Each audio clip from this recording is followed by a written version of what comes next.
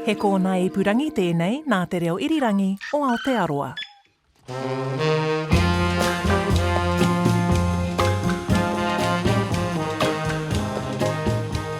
Haere mai te ihi te wehi te tapu o nā mātua tipuna koutou rā, kua riro ki te pō, kia hoki wairua mai ki tēnei piringa o mātai.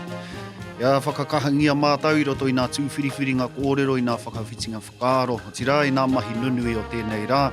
Nō reira koutou rā I te pō, kia tau iho nā manaakitanga a koutou ki runga ki tēnei whiriwhiringa o mātai.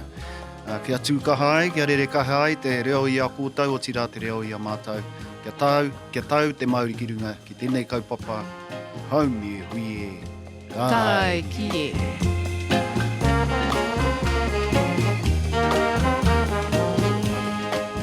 Tēnā tātou katoa e te whānau. Nau piki mai, nau kake mai ki tēnei punua pāho e kia nei ko Paewhiri. This is Paewhiri, our kōrero discussion with myself, Justine Murray, and we have... A te kehu pātara. And... Ngairo Eruera. And it's awesome to host this show, e te whānau. You can find us on Apple, Spotify, wherever you get your podcasts. It's, you know, nō mātou te tino honore ki te tuku atu tēnei. Kaha kia tātou. Ai, tika. So maybe we should, for the first episode, we'll kick off just a little bit of a mihi kia koutou, kia tātou katoa. Ko au tēnei ko Justine Murray, he kaimahi a hau ki konei ki te reo irirangi o Aotearoa. But other than that, other than my mahi here at RNZ, I also host the show, Paewhiri, and we thought, you know, why not? We've been doing it for a few years now. We've been... Little bit. Yeah, a little bit. Yeah, probably, yeah. A few years. Ngairo works very close to the station. I have a office here. I can work, and we thought we'd host the show. Kehu has a love-hate relationship with work in general. Yeah. Kehu. On the occasion, he brings us some kutai and some mussels in for our lunch. But that's a bit about me. No tauranga moana hau. Whiua te rākau kia koe Ngairo. Tēnā koe e te tuahine, tēnā koutou e te iwi e whakaro mai nei ki tā tātou pāpāhotanga rereke, I guess. Koe nei mātou e tuku nei a mātou whakaaro I runga I nā kaupapa huhua, whāia ko te reo Māori tētahi kaupapa nui I tēnei wā. Ka tira, noko nei a hau, te taho o taku pāpā, noko nei anō hoki mātou ko ku tuahine, no tauranga moana, Ngāti rangi nui te matua iwi, I tēnei taha. E whai wāhi ai au ki roto I nā tūwhiriwhiringa o te reo irirangi o tauranga moana. Tāku mahi, nui ngō te wiki, he kohi rāpihi taku mahi. Engari etahi wāka peka tai ki te whare wānanga, ki te āwhina, ki te kohi rāpihi ki reira. And to be honest, it's fun. I don't even know how I got here. It was some years ago and it's sort of lost in the mists of time. Yes, to this day, we you know, he's a co-host and he thinks he's still a manuhiri. No, your manuhiri card has run out, Ngairo, years ago. Damn it. Now I have to do the dishes. Yeah, good point. So that's Ngairo Matua. Kehu. Kia ora rā kōtou. Ko te kehu pātara tōku nei ingoa, he uri he ki ho mai te wakakai ngarua mata atua, me te toki mata whaurua, me te aroa. E nui hoki ngā waka engari e koe nā ngā waka whakahirahira ki ahau nei nā. I tupu ake au I konei I roto I a tauranga moana e te mautere. E kia nei ko te mōtiti nui anaki. Tōku ohinga ki reira, hunuku pēnei mai ki tauranga noho ai. Kuraina ki konei I roto e ngā kura Māori I au o wā. A Mangatapu Native School, Matapihi Native School. We were all natives back then at that time. I kurai nau ki konei, te kura tūrua, kamutu, hoki atu au ki te mautere, te noho. Te āwhina I tētahi o ku karanga pāpa I runga I tana pāmu. Muri mai I tēnā, well, he nui hoki ngā mai. Kia ora. Kare tai te kōrero. Kare tai te kōrero, yeah. Pai tū, pai hinga, pai kare, Paewhiri. We have Mr. G, a.k.a. Graham Hoete. Tēnā koe. Tēnā koe te whanainga, mihi tēnei, kia koe a uncle te kehu, te manga pare o te moana nui a toi. Kia koe hoki a matua Ngairo, te iaura, pia, o Te Tohu Paetahi. Reira, tēnā koutou, tēnā tātou katoa. Kia ora. Tēnā koe, Jean, no te mautere o mō titi me matakana. You know, ko tai mai koe ki roto I tēnei whare pāhotanga. Thank you so much for coming here into the studio. Paewhiri, we talked about our different reo Māori haerenga, and very pertinent to myself, Matua Kehu, who grew up with te reo Māori. He is. He embodies te reo Māori as he sits there doing the pūkana. And of course, we have Ngairo, my own journey of college, second language learner, no reo in the home at all, but, you know, was kind of like marae, raised in the marae, but the reo was something that I, you know, aspired to achieve. And a bit like yourself, Mr. G, tell us where your haerenga is at the moment, in the present time, in terms of your learning. Ai, tēnā koe, e te whanaunga. Ai, e tauira hau kei Te Tohu Paetahi I tēnei tau, tōku wai mari. I ngā tau ki muri, I haere au ki te wānanga o Aotearoa. I haere au I te tumatanga, ki te kerauri te maru o te whare o tūkārere, ki te pūtakitanga, tērā taumata, ka tai ki te ronakitanga, aupakitanga anō hoki. Nō reira, ai, ko taku whāinga matua kia whakawātea oku mahi, you know, katoa, hei whakawātea tētahi huarahi pai mōku ki te uru atu ki tēnei kaupapa o Te Tohu Paetahi tēnei tau, kia whakapakiri ai tōku tūāpapa o te reo Māori. He ua rawa, tēnei haerenga, engari he rongoa anō hoki mōku. Ai, so, kora tētahi whakaaro. Tino pai, tino rawe. And of course, Ngairo, you know, rowing that waka, helping rowing that waka with all your other tauira, of course. How does, you know, bearing witness to these journeys feel like for you as kaiako? Whakamiharo ana, ka tai mai etahi, he tauhau katoa. Ko te ao Māori, he ao rereke kia rātou. Ka pina I te rā tuatahi. Etahi pena I a kere ama nei, auhua toki tonu ana. I te timatanga engari katoa rātou, ka timata I te wāhi kotahi, te tuāpapa o te reo.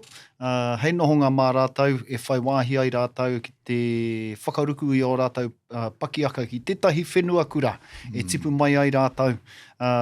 Pena I a kere ama, e mārohi ana te tipu ana me wetahi o nā hoa. Etahi tonu me āta whāngai. But yeah, it's a, what do you call it? Horses for courses. So everyone comes in at a different start point. Yep. And everyone needs different sorts of support at the beginning and along the way. So tino rawe, very privileged position to work with tauira. They're placing a huge amount of trust in us in this relationship. So it's I recognise the privilege in it. There's also an immense amount of personal satisfaction given, and also professional satisfaction as well. But that's part of the privilege, I think, because really the hard part kei nā tauira. You know, ka tohua ki te ako, ka whakaomahia ki te ako, ka whakakorikoritia ki te ako. Ira āhuatanga katoa, and so just to acknowledge that they really have the hard part in the learning process. I'm just there as a facilitator. Ki te whakatūwhera I te kuaha. Oh, kia ora. Kia ora. Tēnā koe Ngairo. And what about you, Matua Kehu? You know, in terms of, you know, Reo Haerenga, it must be really, what's the word? Heartwarming, I was going to say. Heartwarming to see, you know, the likes of your whanaunga, Kiriama, you know, he's exceeded in so many other parts of his life, and we all, you know, nā mahi toi, and now he's, you know, focusing on his te reo haerenga. Yeah.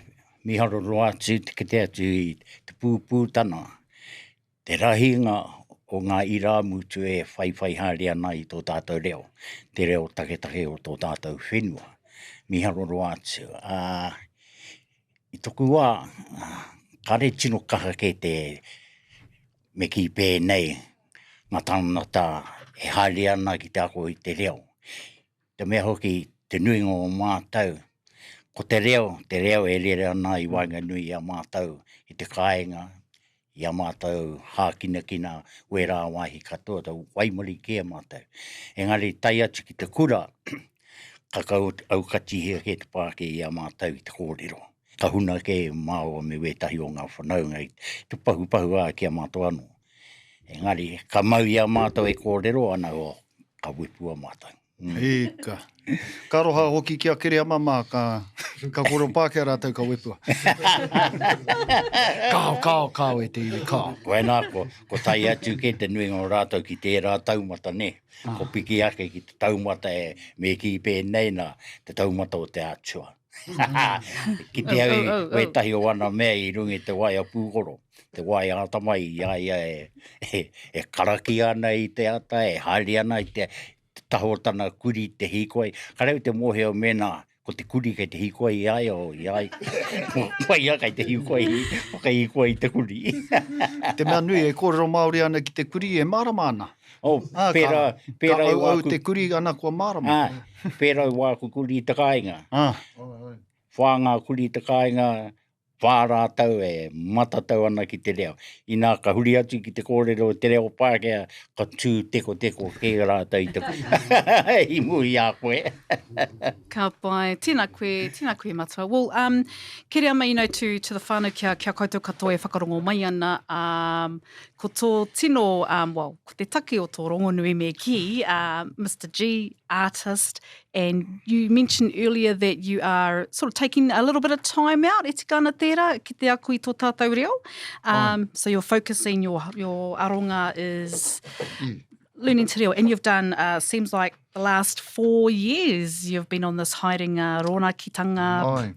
Ai. So, ki au nei, ko tētai tohu pai, pia, ki au, I tērā tau, ka haere māua, ko taku cousin Billy Boy, kei te mautere, e ki te māua tētai honu, e au a Ngairo Eruera, and ki au nei, he honu, we saw a turtle while we were diving for a tangi, o Auntie Rangi's tangi. Ki au he tohu pai tērā, and he tohu pai mo tēnei haerenga o te reo Māori, ki te ako te reo Māori. He haerenga roa mo te honu mai te moana nui a kiwa, tai noa ki konei ki te moana nui a toi, and Kia ora. ki au nei, ko te kupu whakeaki, kia kaha, kia maia, kia honu manawa rahi, and koera taku mātou pia mo tēnei haerenga, he haerenga roa rawa atu tēnei, tēnei haerenga, me ngā piki, me ngā heki. That's kind of been my main encouragement to myself. You got to be determined, from this journey as well. Hara tēnei haerenga I te māma, it's not easy. O ki e tahi. Mama noi ho, no. Ki au, you really test your determination. Ki anei ko taku whāinga matua ki te ako te reo Māori kia whakapakari tōku tuakiritanga, hei pāinga mō tōku mahi toi. Wai hoki hei whakarite I au anō mo te anamata kei tō mātou marae, hei whāngai tō mātou ahi kā roa pia. Ai, so kora tētahi whāinga pia. Wow, beautiful. So kei te ki te koe tērā aronga, that's the ultimate koera te tino moemoea. Ai. Because there's no stopping of learning te reo. Ara mutunga kore ne, and ko te pai tētai atu painga o te reo Māori, ahua kerosene on my mahi toi. And taking my mahi toi to another whole level, and ko te ao o te mahi toi, he reo anō tērā, he reo anō, iti te tohu nui te kōrero, kaore ngā tuhinga, I ngā wā kohatu, no reira ai, and kia au nei kora tētai whainga matua, kia matatau I ngā ao e rua, te ao o te mahi toi, me te ao o te reo Māori, kora tētai tūmana kōpia. Kia tērā hononga o te reo Māori me te mahi toi, what are those changes? Could you give us one example of how these worlds have kind of come together for you? Yeah, well, I guess for me, like a lot of our kōruru and tō rohi o mātātua waka, they have two tongues. He rua ngā arero o the kōruru, and he nui ngā kōrero for that, but kia au nei, it's just a bit of a tohu, I guess, for me my goal of being aspiration or dream pia to pursue being matatau in te reo Māori and matatau in te ngā reo o te ao toi. Hei painga mō o mātou hapu, o mātou ake hapu, o mātou ake iwi. So, but he ao o rite pia, te ao mahi toi me te, te ao reo, they just complement each other for me, and I know for myself, the reo and me learning the reo has really taken my mahi toi to another whole level. Kora tētahi paenga, it's throwing kerosene on the, on that ahi, and so it's an exciting time for me as an artist, as a ringatoi. Ngairo, maybe kōrero a little bit about, maybe give us a little bit of a glimpse into your classroom, if you will. Yeah, so... Oh, karoha. Yeah. Throwing kerosene on that, that ahi. What does a typical day look like for you in your classroom? Yeah, ka pai. I think as a kaiako, philosophically, I want to go in with a few assumptions. That is, and the main assumption is that I don't know everything. So you've got to value what the tauira brings. Got to understand where they come from. You've got to, and it's not so much establishing rapport, because that's part of the whole, I guess, gamut of whanaungatanga. But it's just realising that they come and they inject value to their own process in the learning hikoi, their own learning they bring their own knowledge in the learning process, sorry. And so I think, I know professionally I walk in with that surmise. And so part of, part of them learning something new is drawing out what they already know and connecting it. There's different names for that sort of strategy. Scaffolding comes to mind. So it's taking what they know and using that as like a waka to help them realise that they do have some understandings in the process of learning something new, and to use those things that they know while they're also trying to get accustomed to new things within the learning process. So there's a lot of content that a tauira would normally have to come in fresh, especially in Te Tohu Paetahi. They get a lot of content brought to them early on, and that's usually the biggest hurdle that they have to mount. So it's mahi kāinga, kupu hau, ako nei nei rerenga, tara. And sometimes it's my favourite part of the day is right at the end of the day, just trying to remind them what they're going to do after class. And it's, research says try not to set homework, because it's not always, it's not always valuable for the learner. But I think there are some things that students need to do outside of the formal learning situation, so that it's valuable for them outside of the formal learning space. Because ultimately, and I'm probably making a presumption here, I understand that a lot of our tauira come to a course like Te Tohu Paetahi to be able to kōrero Māori, to have these conversations like we're having now, and have the option of speaking Māori or English. It's not about going out there and driving te reo Māori out there for everyone, but it creates options for them. So if there are conversations in te reo, they can engage. If there are conversations in te reo Pākehā or bilingual, they can engage. So a lot of them come in having experiences in the past and driving them in a particular way around being able to engage back into those spaces. And a lot of those spaces, probably the majority of them, for their own benefit, exist outside of the formal learning space. That is not at all typical in the class. That's not a typical day. Ka pai. Well, thank you very much for that. We are going to have a quick break here, e te whānau. You're listening to Paewhiri. Pai tū, pai hinga, Paewhiri.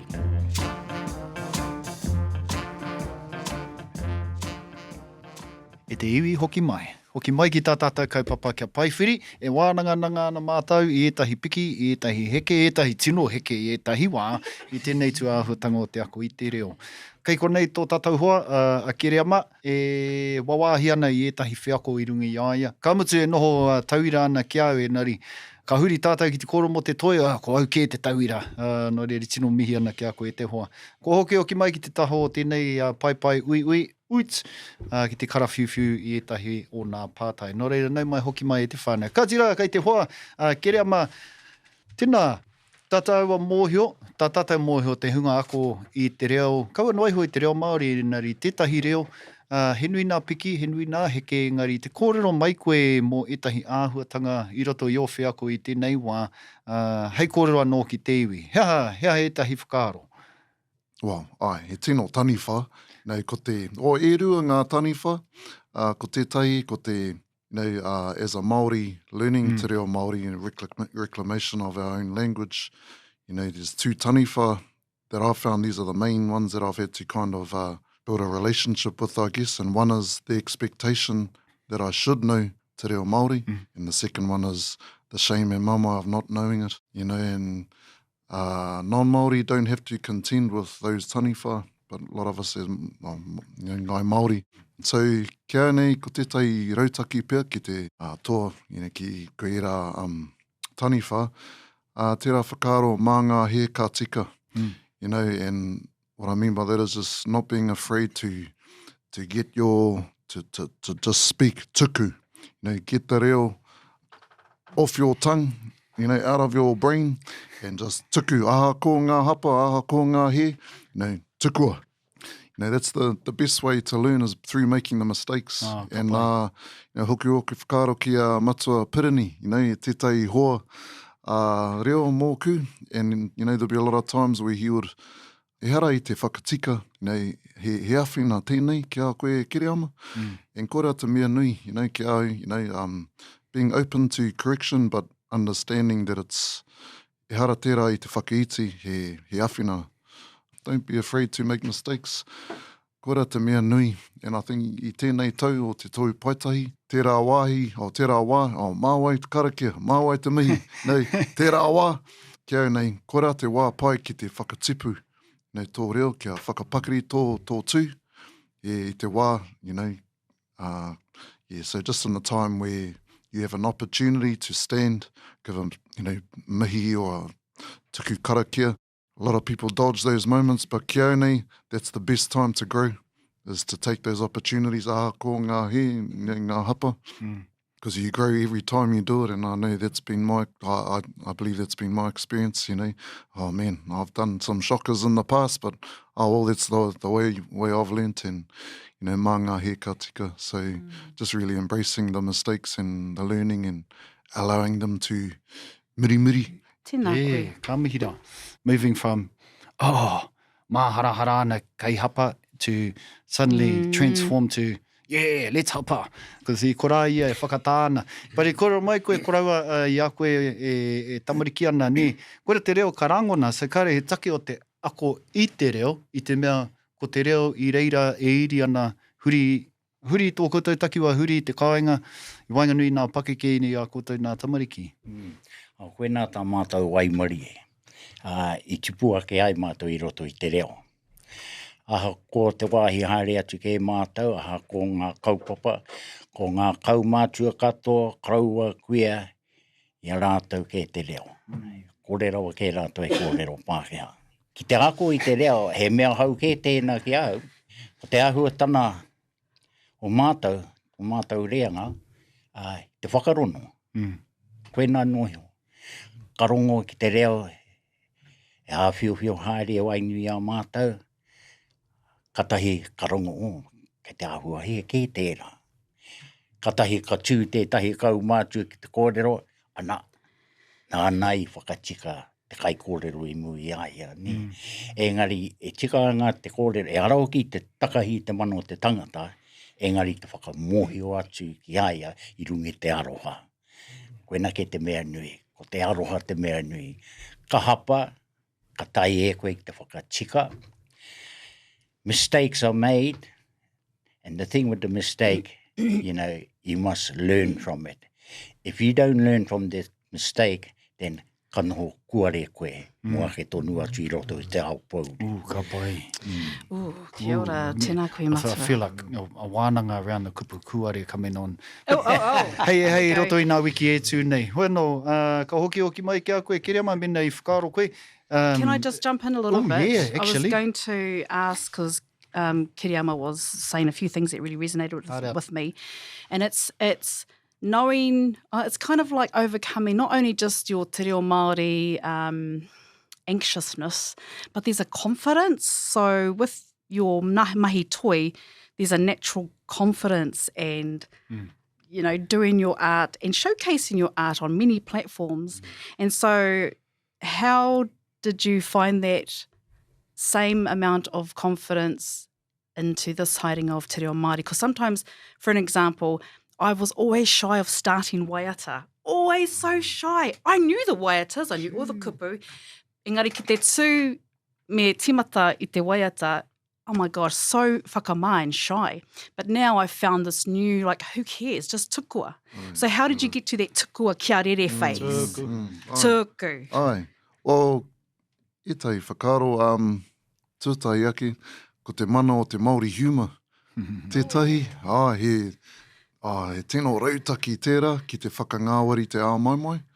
En tino hāta ki rau atu tō mātou kraihe nei tēnei tau. Yeah. And ko te Māori humour he rongoa, you know, ki te whakangāwari te āmaimai. Tētahi tauira, taku tētahi mete, hea te whakamāoritia o te what for? What for? He ha whā. He ha whā. That's like Matuki who he says, taku rākau mai stick. He ha whā. I think AI is out of a job. He ha whā. Ko tētai atu turning point pia. Nā mātou kaiako I hanga tētahi wāhi haumaru ki te tuku ngā hapa me ngā he. Koera te Safe mea nui mo space. ngā tauira. Nā, pai tēnei, kaore I ngā tangata whakawā, nei au I taku tuku, taku kōrero, so koera te mea nui he, maramana, he wāhi pai, he wāhi haumaru tēnei, ki te tuku ngā hapa me ngā he, so Nice. koera tētahi paenga o Te Tohu Paetahi, you know. Love it. He maha ngā paenga, engari koera tētahi Ka mo pai. te rararu, pai. Is that ngāwari-ness coming, you know, the whole, this is a safe space, you know, ki te tukua he hapa, a kari au I te kōhete I a koe. Like, is that safe space of you can feel safe to not encourage hapa, but if you hapa, then what is the whakatika? Usually give them more homework. I knew you were going to say something like that. Puna. We get hit with the old haratau. It's an interesting question. Like it's and it's one that a kaiako continually has to renew themselves Oh, on. you spoke about a modelling, that last week. So we talked a little bit about he pene. some of the research out there now tells us that the modelling is actually a better correction tool than straight to the sort of emotive response of nana kei te he koe, anei. So we spend a bit of time modelling the language and insist that that there's full engagement. When the kaiako are speaking, the tauira need to be engaged. Also, when the tauira are asking questions, the kaiako needs to be engaged. When we're speaking in the room to each other for activities and various things like that, the standard is that you're engaged. And so we go through a series of establishing tikanga just to help support that process. Things like if someone is standing, no one's moving. If someone's speaking, everything's down, hands are on the table, and we're locked in. We don't have to be staring at them wholly and intently, but we need to be allowing space for them to, I guess, breathe as a learner. These are all just sort of things along the way, and there's probably a million things along the way, but I think it's important eventually that the tauira can feel themselves being safe. But they need to feel that safety as well. They need to feel safe. They need their emotional attachment to their learning process and who they are in terms of their identity as a learner to be. They need to recognise that it is safe, and they'll feel that emotionally. And I think when we talk about te wairua te reo, there's some of that kōrero buried inside of that discussion. Ooh, our emotional attachment to how we feel about things in terms of the learning process. These are deep-seated, and when we talk about how people struggle to get past that point, it's because they've had traumatic events in the past, and you know that's sort of like a catchphrase word nowadays. Oh, trauma this, trauma that. Yeah, true. Well, yeah, it's a thing, and you know some people come in quite wrecked from previous experiences, and so we have to spend a lot of time just helping them understand on different levels, you know, emotively, culturally, socially, intelligently. That we are striving to provide a safe space where they can sort of flex themselves as a learner, try things on, and be okay with getting it wrong. Lovely. Matua he whakaaro au? Sikatana kōrero. Ai. Ka noho āhuru ana te tangata, ka noho haumaru te tangata. And there it is. It's like anything. You know, what would you do? And it's like they're saying, what would you attempt in your life if you knew you wouldn't fail? Oh, I love it. You basically reach a point of fearlessness. And I'm not saying this is what we're trying to drive in our tauira. We're just letting them know that, you may go through a little bit of growing pain, but you'll emerge and you'll be whole out the other side. You won't be diminished in any way, I think is important. You'll actually be... enhanced, for want of a better word. Beautiful. You will be super. I love it. This is Paewhiri e te whānau. Our kaupapa is Te Reo Māori Haerenga. We have a beautiful manuhiri in the studio. Kiriama, a.k.a. Mr. G, which I'm sure you can obviously find him everywhere online. Giving us a bit of Yes, giving us a bit of that. Mr. Genus. Pai tū, pai hinga, nā wai rā kauchi. Anei te punua pāoho o Paewhiri. This is Paewhiri here on Moana Radio and also a podcast on RNZ. Ai, kia te kupu? Punua pāho. Punua pāho. Po te kahi.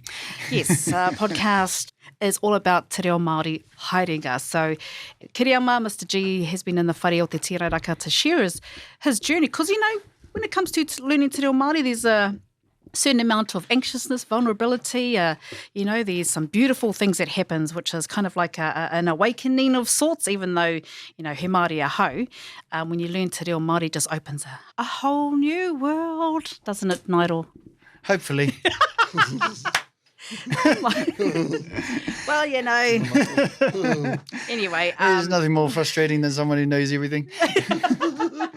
I often find myself in that spot. I just think I know everything. But, Kiriama, when it comes to learning Te Reo, and for someone who's listening who's thinking of that journey of picking up the phone or going online and, unrolling and inquiring, what would your kōrero be to that person? For me, I think the foundation is knowing who you are. Ko te reo Māori, te tatau ki te ao Māori, and yep, it's going to be really difficult. It can be real painstaking at times, but the rewards outweigh the mamai. It's the most empowering journey you'll ever pursue in terms of your own personal identity, who you are. Kia kaha, kia mai, kia honu manawarahi. Be kind to yourself. Kia ora. There was one thing I really needed to... One big learning for me was I was really harsh on myself every time I made a mistake, especially in the beginning. Had huge expectations, so managing those expectations is important too. Just staying in that place of learning, of discomfort, being comfortable in that place of discomfort. Nice. Because koira te wāhi pai ki te tipu, that's the best place to grow. Yeah, koira te te. Beautiful, kia ora. I'd just like to tautoko that kōrero. This is not an advertisement, but it keeps me in a job. Tēnā koe, Kiriama. Are ki te dub, Te Tohu Paetahi, Oh my goodness, you must be hard to kehi in your class. Ai. Kao, kare whakai. Me tangi. Te puna o te hata kehi, Me tangi tātai. Tangi mo te reo. Just imagine a world where Ngairo and Te Kehu were teaching in a class. They would be so funny. It's almost like we need to be on a radio show. Tick. Who would ever agree to that? Takari. Ka pai. Okay, so then I suppose we can probably head into the last whiore o te wahanga nei. Matua te kehu, it's time for... Final whakaaro. Pai tū, pai hinga, pai kare, Paewhiri. I love it. Every episode here on Paewhiri, we start the show with our karakia and we end the show with our... I could see him doing his stretches before he did that. Yeah, he's Tino pai akoro. doing his yoga moves. Our final whakaaro. Mobility. Exactly. I think the one theme for me in the show is ko te reo Māori e kore e mutu, pērā I te ao mātauranga. That is the mātauranga. Te reo Māori is all about learning. That's my final whakaaro. Rawe. Rawe. E rua aku kōrero. Ko tahi nā te matua tangata ka mea ke kai roto I te Paewhiri te marama e whiti ana.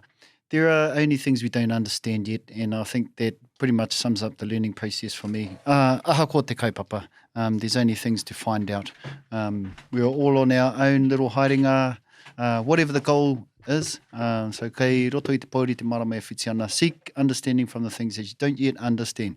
Tuarua, kei roto I tā tātou waiata. Whaia te maramatanga me te aroha.